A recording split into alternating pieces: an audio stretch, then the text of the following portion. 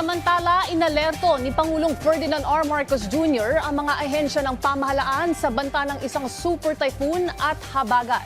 Yan ang ulat ni Kenneth Pasyente.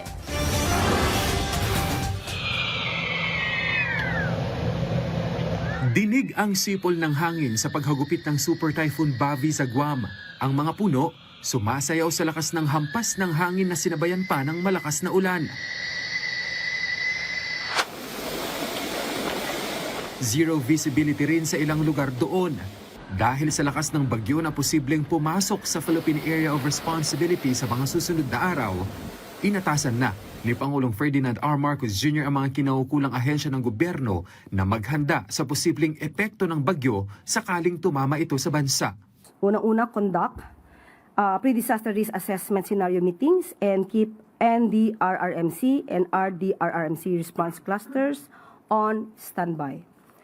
Robust and widest alert warning and information campaign across all channels and platforms.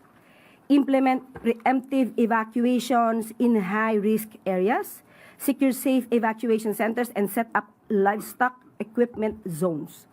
Preposition rescue teams, relief goods, and essential supplies, including special needs.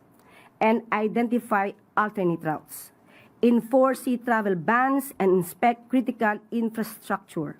And provide early assistance to vulnerable sectors and monitor public health risks like flood-related diseases. Kaugnay nito, inilagay ng Department of Social Welfare and Development sa high alert ang kanilang disaster response units. Ayon kay DSWD spokesperson Assistant Secretary Irene Dumlao, sinuri na ng Disaster Response Management Group para sa augmentation ang local government units sa mga lugar na posibleng maapektuhan ng masamang panahon. Batay sa tala ng ahensya hanggang alas 6 ng umaga July 6, mayroong 4.775 million family food packs na nagkakahalaga ng higit 3 billion pesos ang nakapreposisyon. Giit ni Dumlao, handa ang kanilang kagawaran sa anumang kalamidad alinsunod na rin sa kautusan ni Pangulong Marcos Jr.